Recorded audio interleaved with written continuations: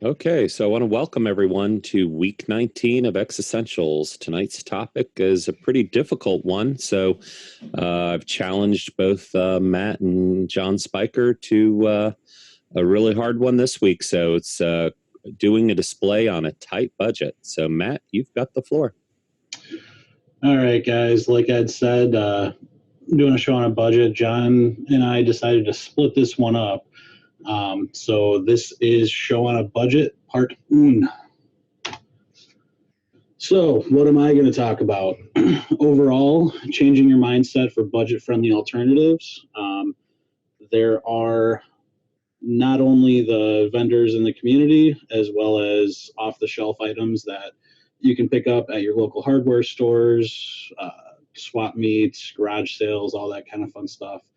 A couple quotes that you can take and throw out the window, focusing on your strengths, what your time is worth, as well as going over a couple of great homebrew options.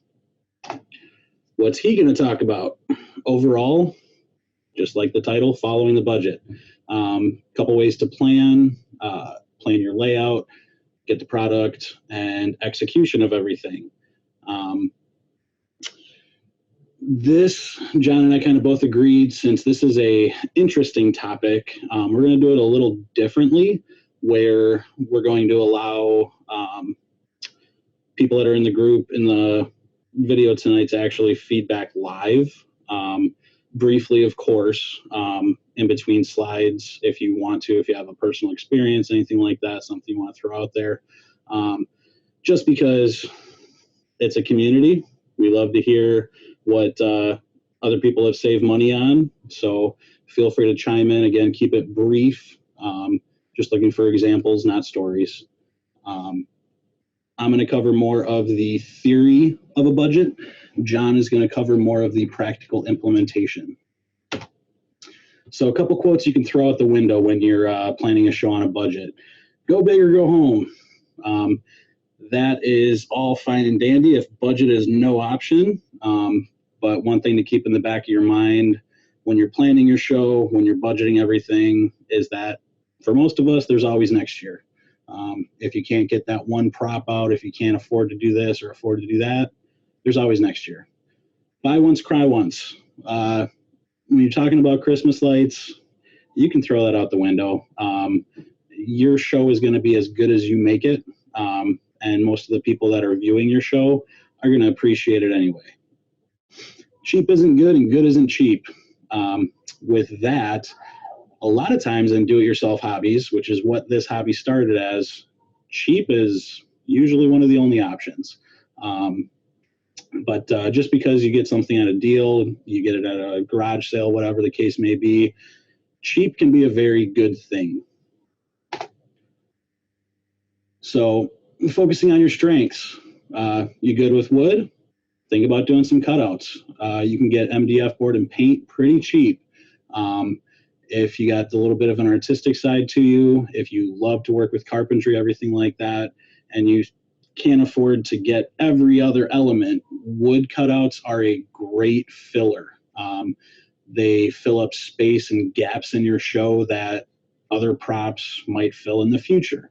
But it's a good gap, good stopgap to get that space filled and make your show appear bigger than it is, as well as cheap alternatives for lighting. You can go to local hardware store, put a little floodlight on it, a couple pixels, whatever the case may be. You can see there's the Grinch has a string of Christmas lights in his hand. So pretty easy to achieve and very budget friendly, especially if you're good with wood. Anybody have personal examples that they've used cutouts for to fill any areas of their show?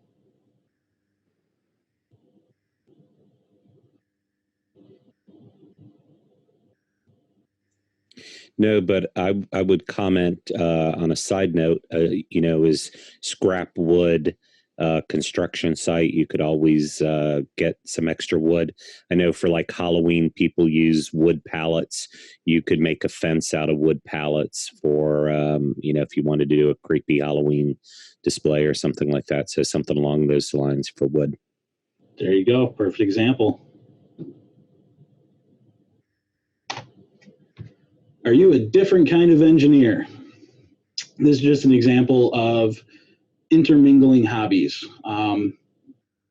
Last couple of years, there's been more and more people adding trains to their show. Whether it's always been a hobby, if they have a train that they set up for the kids in the neighborhood, throwing some lights on there, decorating it, purposing it for Christmas or Halloween or what have you is always a good alternative. Obviously, not everybody can do a train or has a train laying around, but it just goes to show that you can bring other hobbies into your show. Stuff that you already have built, tested, working, that you can actually integrate into your show.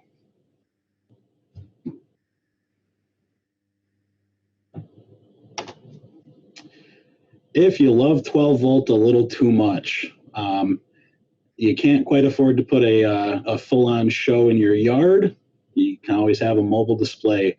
Go to community events, everything like that, and share the Christmas spirit. Beautiful thing about that is there are voltage regulated pixels out there that will run on a running 12 volt engine with no issues.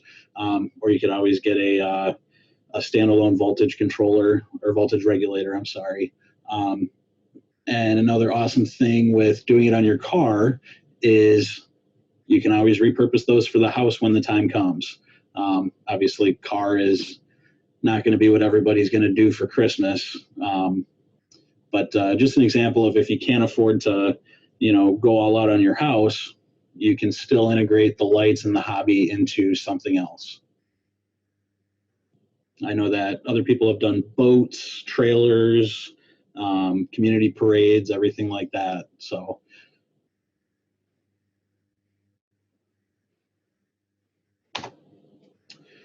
big one. When you're talking about budget, we're not just talking about budgeting your money, we're talking about budgeting your time. What is an hour of your time worth? Common saying is that your time is only worth what someone will pay you for. So what would you pay yourself if you were designing, building, and setting up a show? Couple things to take into consideration.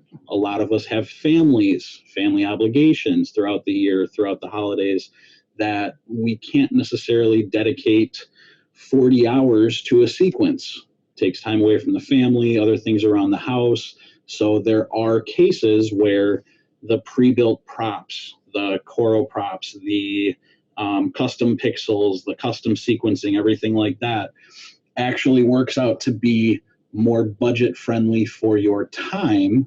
It's going to hit you in the wallet a little more, but it works out more budget friendly with your time, because we're not just budgeting money, we're budgeting time.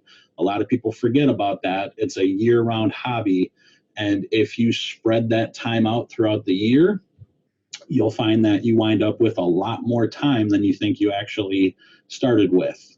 So a couple big considerations there. Again, we put this on for the family, for the community, but if the wife is mad at you because you spend too much time on it, was it really worth it in the end?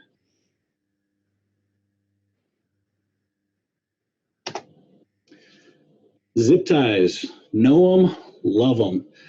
Zip ties are one of the most expendable things in our shows, mainly because they're cheap and you can get them anywhere. You can find them in bulk at Amazon. You can go to Harbor Freight, and usually, if you're lucky, you'll catch a pack of 100 on sale for $1. A lot of people don't know that there are self-releasing zip ties. The one on the right has the little tab, so it's actually a reusable zip tie. Great benefit of this is when you're testing, building props, anything like that, instead of just, oops, I made a mistake, let's go cut a zip tie, because they will add up. If you're testing, if you have something in your show where you find that you are cutting the zip tie every single year in setup and takedown, that would be a great spot for a releasing zip tie. They are a little more expensive, but they are reusable. So factoring that into your budget as well. It's the little things that end up adding up. PVC, the miracle product. Couple examples of using PVC on your house.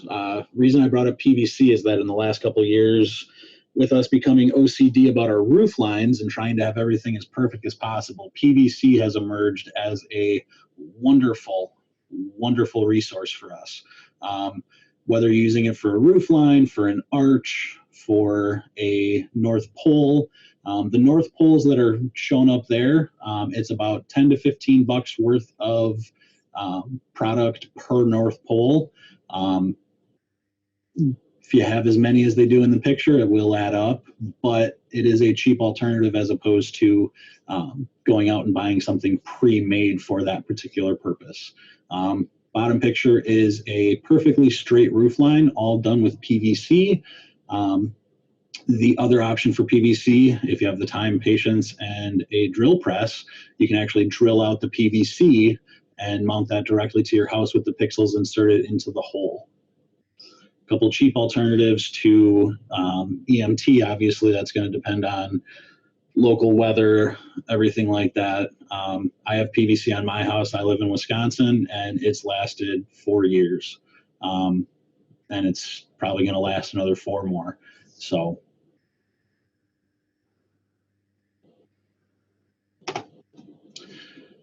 get creative. It's DIY. So a wonderful alternative right here. And the reason I use this is because with the advent of 3D printers, obviously not everybody can afford a 3D printer, but taking something like a ping pong ball, drilling a little hole in it and sticking it over a pixel, or in this case, incandescent lights, you are able to create a diffuser for your pixels, which give them a whole new look. These have become very popular being 3D printed. Again, not everybody can afford a 3D printer or afford to have someone else print them for them. Ping pong balls, again, something local that is fairly cheap. You can get them at Dollar Tree, Walmart, wherever you look, they probably have ping pong balls. But just a little DIY example of, trying to save some money and giving your show a little bit of a different look. So I think most people on the call know who I am, but for those who don't, my name's John Spiker. I've been in the animated lighting community for 4 to 5 years now. I started very small and have expanded my display over the years. And today I'm just going to kind of walk you through some of my process or thought processes on doing a budget display on a budget. So I want to set the stage. So Matt just did an amazing job talking about DIY. And you know what? We are a DIY community, and I know that. All of us do DIY. But in order for me to effectively do this presentation, I'm taking the assumption to very minimal DIY to allow for you to take it at, what if I had no DIY, and then I could take and consider my own capabilities and be able to adjust accordingly based upon those aspects. I also wanted to make sure that through this, it was the easiest configuration possible and the easiest setup. And you'll kind of see what I mean by that as I go through. All products I'm going to mention, or all pricing, because I am really going to talk deep about budgeting and planning your display.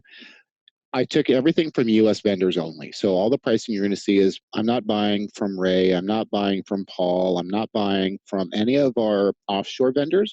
Everything is local. And then you can adjust accordingly based upon your display and your desires.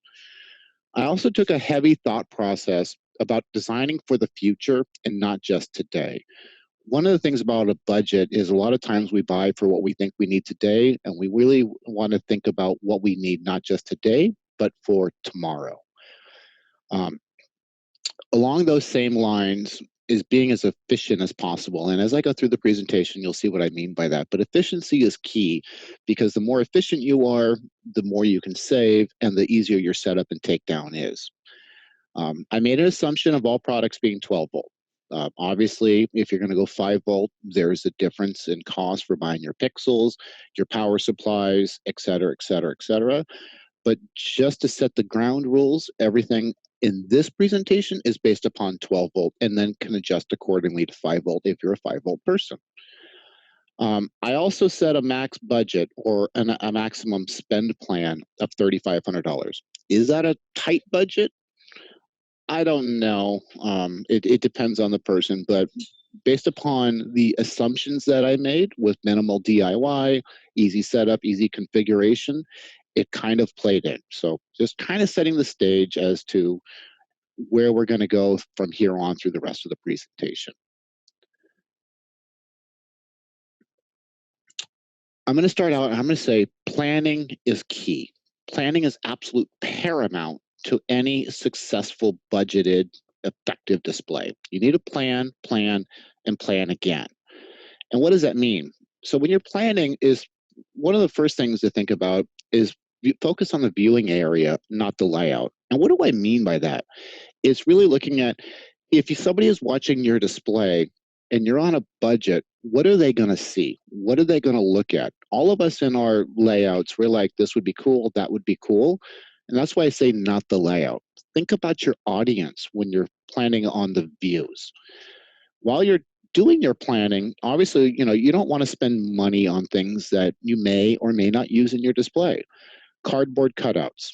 Take a piece of cardboard, cut out a circle, and put it where you think you want it to be, and then go see what does the viewing area look like. That kind of gives you an idea. Does a prop belong there, or does a prop not belong there? Do I need to spend money on that prop, or do I not need to spend money on that prop?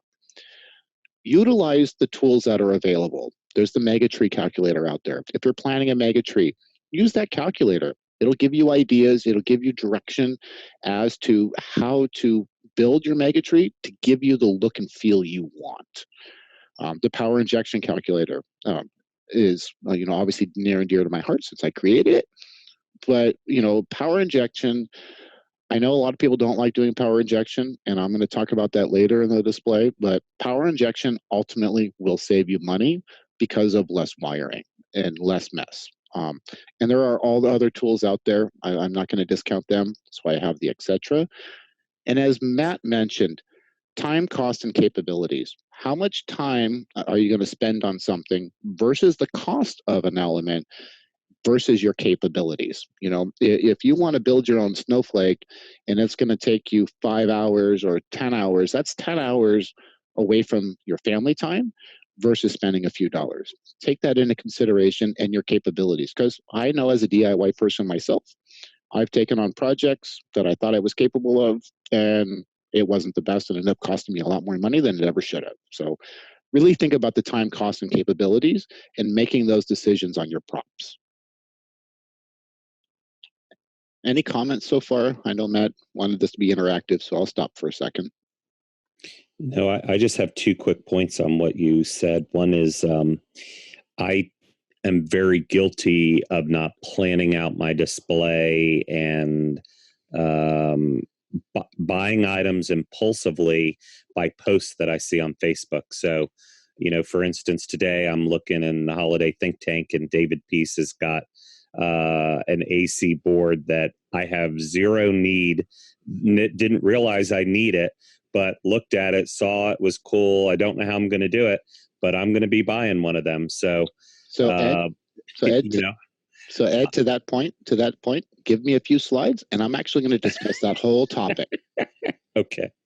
I would say one thing about what I've heard so far is that, I've been in it longer than you, John. This will be my 13th year coming up. And I always have said, you can always have a good display with only 32 channels, and that's using AC lights. And you guys are making a lot of comments, all assuming pixels. And if you're going to get started, you can learn a lot just doing AC lights with a 16-channel controller. I'm going to actually get to that too. Don't worry. Okay. That's part of the presentation. Yeah, Good. or even using just a Pi as a controller. Yeah. I mean, I've been to 2 displays I can think of right off that they simply ran it from a Pi and didn't have a Falcon or any other controller, and they were great displays. So cool. Just so everybody knows, so it doesn't get lost in chat, there's a couple links to what John was talking about. One is a power calculator that he actually wrote. The next one is a Megatree calculator. And the last link, all three are in a row, is the DIYChristmas.com forum for power injection, which are all great tools that you can use. Thank you, Matt. All right, so let me move on. Don't get trapped. Pre-sales. Don't get sucked in, quote unquote, right away. I have one of those. You don't need every new shiny thing, Ed. Just because it looks cool doesn't mean you need it. Honestly, planning a display on a budget doesn't mean buying every new shiny thing. You need to make sure when you're planning your display, you're thinking about what is the essential things I really need to get my display up or to expand my display, etc. You don't have to be the biggest and the best. To the point of the 32 channels, you don't have to. As a matter of fact, a 32 channel AC display is a beautiful display and people will love it. The next thing though is really remember technology changes constantly. You don't need to buy something for this year's display just because it looks cool when you don't really have a reason to put it in your display. And my quote unquote junk drawer is probably the best example of that. It's all kinds of stuff that I've bought. I've got 10 20 watt flood settings there. I've got pies. I've got all kinds of stuff that I bought that I thought would be cool, but honestly never made it in my display. So that was money I spent because I didn't follow a plan. So don't buy things unless you really have your plan. And I'm going to get deeper into a plan here in a second. Just think about that before you see the next shiny thing, especially if you're on a budget. Let me add something to that, if you don't mind. One thing I generally try to do too is when I'm going to attend a mini, so like if I'm going to the Florida mini in March, in February, I clean out my garage and figure out what I bought this past year or the past 2 years that I'm not using or I'm not going to use, and then have a swap meet and post up, hey, I'm headed to Christmas Expo this year and I'm going to have XYZ for sale or whatever. And it's a good opportunity to pass along something that you're not going to use and get, recoup a little bit of your money from it. And other people, maybe you can pick up some used items or barely even used items at a cheaper price. Very true, Ed. Thank you. So planning, we're going to start with the inception. Design your dream display and then pare it down to the staples. What do I mean by that? Back to the, some of the guiding principles of this presentation was really thinking about the staples of your display. And in this example, you're always going to have a roof outline. You're always going to have windows. And, depending on your budget, I know most people are always going to want a mega tree. Does it have to be the 32 by 100 mega tree? No, it doesn't. It could be the 16 by 50 mega tree in this example. But the other things are always things that were going to be in your display today, tomorrow, and 5 years from now. They're going to always be there. There are elements that we put in our display and we take out of our display over the years. But start with your vision. What do you ultimately want? And then pare it down to reality based upon the viewing distance of your audience. So in this example, you'll notice my gates have no lights on them. And the reason being on the right-hand side is that it's really not part of the viewing distance of my house, for example. But my roof line is, my windows are, the mega tree is, and the snowflakes are. By paring it down, you'll have, starting with the budget, you'll have something that will be there forever. So you're not spending money on something that you don't necessarily need or you may not use in the future. It's kind of the starting point of the planning aspect of a display. And that's not just true for your first year. It could be your second year, your third year, your fourth year. But think about those elements and how you're ultimately long-term going to use them.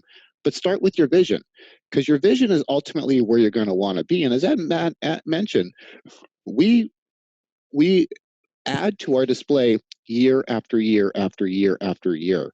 But if you have a starting point and you have an ultimate goal, based upon your budget, you can get there if you plan appropriately. And so in this example, and actually the sample on the right is what we're going to be using for the rest of this presentation, is the pared down display that's on a budget. And again, assuming no DIY, all US vendors, etc. So kind of setting the stage now. Planning, controller placement. So obviously, I mentioned at the very beginning, you want to be as efficient as possible.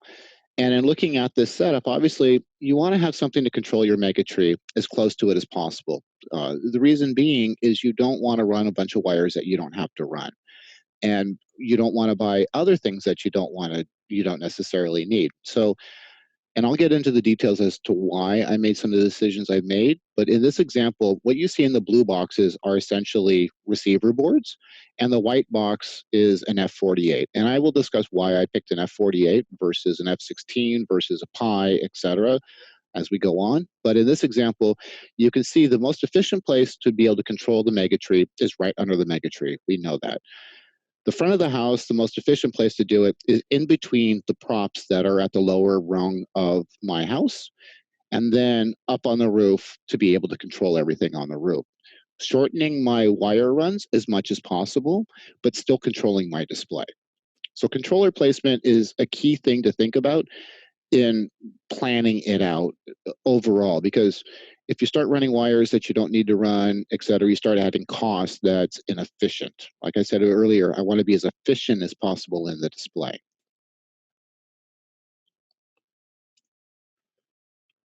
And this is where planning starts getting into it. So when I said planning and planning and planning again, I really meant planning and planning again. So, and here, what I'm trying to show and depict is the fact that based upon the measurements on my roof line, I figured out at 3-inch spacing how many approximate pixels that you're going to need to be able to cover that roof line, and the most efficient way for that data to run. And this is part of the planning process. And in this example here, my entire roof line essentially is going to be off a single data port. So green is representation of data, whereas coming in, and brown is representation of the continuous string. So here you'll see that these 5 snowflakes are all connected together, representing 240 pixels. Here again, there's 5, and then there's 4 here at 192 pixels. I mentioned power injection. Yes, this layout is going to need power injection. So if I go to the next slide, planning power injection. And I'll get deeper into this in a few minutes. And I know there's people that don't do power injection. So there's 2 sides to this conversation. With power injection, you're being a little more efficient. You're not utilizing as many ports on your controller so that you have expansion for the future. I could have used more ports off the controller, put another receiver board up here, but then at that point, it's another box, it's another power supply, it's another receiver, increasing my overall cost for this display rather than maximizing that one receiver board and power supply in conjunction together and optimizing the layout and running of my roof line. And I'll stop there for a second, just in case anybody has any questions or comments. Just a reminder that when injecting DC, power goes both ways. So if you have a string of 300 pixels, say 5 volt, 12 volt, doesn't matter, and you power them from the controller, you can inject at pixel 150 and pixel 300 from the same power supply, and the power will be distributed evenly amongst all of them. It is not directional, meaning it goes both ways, forwards and backwards. And to that point, Matt, as I go on, I'm actually going to show why did I pick the injection points that I did. And we'll kind of talk about that. Again, it comes down to efficiency. But yeah, you're right. DC power goes all directions. And that's an important key point in the fact that a lot of people, and I don't want this to be a power injection conversation, will think that you have to always do it at the end, et cetera. You don't. You can do it anywhere. Just the most efficient place.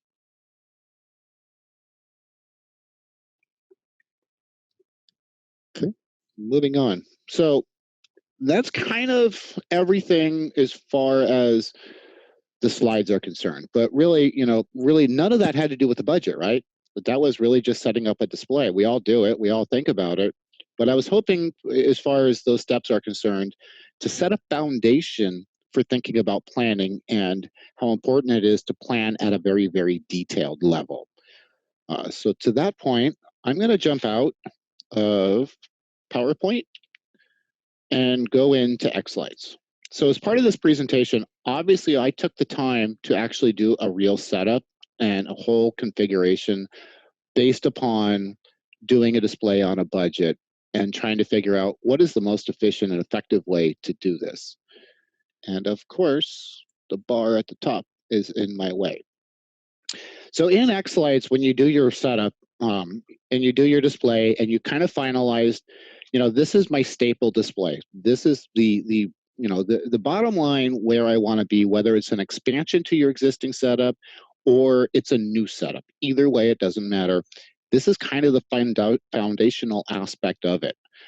Within XLights, there is this option to be able to export models. This will allow you to export your models. Obviously, I've already done it. And then if I go to Documents, XLights, Shell on a budget. I initially wanted to do 2,500. It just didn't work. It'll export everything and it'll give you your entire layout. It'll give you your pixel counts. It'll give you estimated currents. It'll give you a bunch of details. And this is a foundational aspect for you to really start planning your budget. I've taken this to another step and put together another spreadsheet. Earlier, as I was walking through the presentation, I kind of depicted here where the controller placement's going to be. And then I also showed here where all of the lines are going to run, the data is going to run, the power injection is going to run. And this is the foundational aspect for me to start saying, what is it I really need to be able to run my display and not buy stuff I don't necessarily need? And all of the stuff that I'm showing you today, I will package up and give to anybody who wants it. That's perfectly fine. But it allowed for me to start thinking about, again, not having the DIY aspect and starting at minimal to no DIY is at a wiring aspect, what is the minimum I need? At a controller aspect, what is the minimum I need? And so that's where I started planning it and going, okay, I can effectively run my entire display off of 12 ports with minimal power injection and then figure out how many wires I actually need. So I started with X-Connect sets. That was assuming that potentially people didn't buy them with them already on there and you needed to set them on, or if you had them, you can always never have too many, I guess you could say, to be able to make extensions if needed. But how many 5-foots would I need? Based upon the distance that I know from my planning from the controller to my first prop. What is that distance? What is that distance? And then I can start effectively planning my display and what I'll actually need to set it up. So in this aspect, I've already done it, but thinking about all of it, for example, here I have X-Connect extensions pre-made, again, all of it pre-made, assuming minimal DIY. It may be a 30-foot run, which is a stretch, but it's only 90 pixels, so it should be okay. And then how many would I actually need? So I took the time to lay out my entire display as far as this display, I should say. It's not really mine, but this display, I should say. And what are the items I would actually have to buy to effectively wire my display? And then that can translate into your shopping list. This is where you put your actual budget together based upon the planning that you've already done. Now, there are a lot of design choices that need to go into play. Whether or not, in my example, I picked an F48. And the reason I said I picked an F48 is because at the very beginning I mentioned, plan for the future, not just today. You can buy a Pi and a Pi cap and run, 2,000 pixels hypothetically. But now you have an aspect in your display that you may use for this year, and then next year you don't really have a need for it. So that was $100 and some odd you spent that you may not use again. Money spent that you didn't need to spend unless you can repurpose it somewhere else. In my example, though, I knew I wanted to expand because, as I showed in the presentation, I had a vision of this. That means I have a lot more places that I need to run receiver boards at. So if I buy today and plan for the future, at a budgeting aspect, I'm buying once rather than twice, which is why I made the decision for an F48. Now, an F16 would have been a very viable solution also, but I knew, back to the layout here, I was going to need receiver boards everywhere. And I knew at the future, I wanted a 32 by 100 megatree anyway. So more than likely, I'm going to need an F16 for it itself. So let's utilize what I have today and repurpose for tomorrow. Buy once, not twice, and not have something that you don't use. So it put a little more in the budget than I could have if I would have gone down the route of using a Pi or other aspects that are out there. But planning for the future, not just today, made sense in this aspect. I also knew I needed to do power injection. So I also calculated I only need 3 receiver boards, so I'm not going to buy more than I need to. I also knew that I only needed 3 power distro boards based upon the power injection that I had calculated and shown. And then the CG1500 as an economical aspect. Again, assuming minimal DIY, I'm buying mounting boards. And then the corresponding mean wells, the 12 volt for the receivers and the 5 volt for my F48. And then network cable, I put that in there. So you can see kind of here where I broke this out, where this controller and power is really going to be kind of a staple of my display, a staple of the setup that I can use year after year after year. So this is an investment I'm making for the future, not just today. I also calculated out, based upon my export from XLights, how many pixels I'm going to need. And knowing that some of the elements require square and some of them require nodes, in my layout, I took that into account to be able to calculate how many pixels am I really going to need, and then round up, buying them 50 at a time. And again, these are US vendor prices, not buying from Ray or Paul, etc. And then all of the extension cables. This, again, is an investment that I'm making today that will be good for tomorrow and the future, knowing that I'm, within my budget, I'm not buying something I don't necessarily need, and I'm not overbuying to be able to be efficient in putting up my display. Of course, there's the big box stuff. Based upon the linear feet of my outlines, buying PVC, it's 180 feet, calculate, and then those aspects here. And I'm actually going to stop there for a second and kind of move over here. We talked about the resources and saving money. The pixel light calculator. So for how did I figure out where to power inject on my roof line? I calculated that total run was 454 pixels. And I'm going to be running my display at 50%. And I wanted to know what was the easiest place to power inject. And you'll notice that I added a power injection line here at the corner. And then I added one down over here. Knowing that those were 2 great places to put a pre-made T and not power inject in the middle or anywhere else, that allowed for me not to have to make wires, use what I can buy, minimal DIY, easy setup, easy configuration, expandable from year to year to year, and based upon the amount of pixels at 12 volt and the placement of it, you can see here that I'm in the green across the board, knowing that it'll work. So again, using the tools to plan. Same with the mega tree calculator. I calculated out, I knew I wanted 50 pixels per string. The reason I picked 50 pixels per string is when you buy them at 50, and if they come with the connectors, I can reuse that. I can expand to 100 very easily, or I can decrease without wasting anything that I already purchased.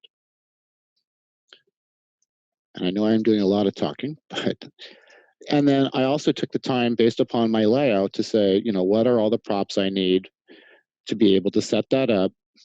And then I threw in optional stuff that I didn't put into the actual display, but I know I might want. Maybe I want a Tune 2 sign that's P5s. Rough guesstimate, it's going to be around $300. I want an FM transmitter. Rough guesstimate is going to be $100. And I got to pay for shipping for everything. So rough guesstimate of $300. And then I added a 20% contingency, just because no matter what, no matter how much you plan, no matter how detailed you are, you need a contingency to be able to set up your display, or any project you do for that matter. And what was that total? $3,300. And that would be all in for setting up that display.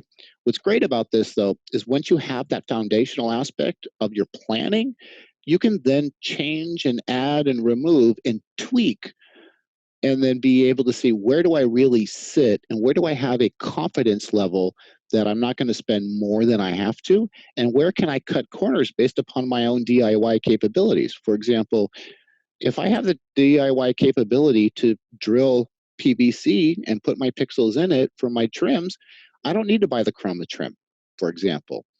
If I can make my own Megatree topper and my own bottom, I don't need to buy it, for example.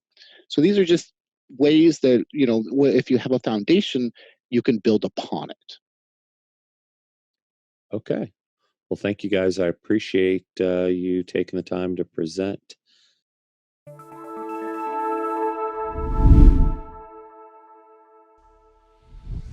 The XLights project exists because of people like you. Help continue the project by making a donation today at xlights.org/donate.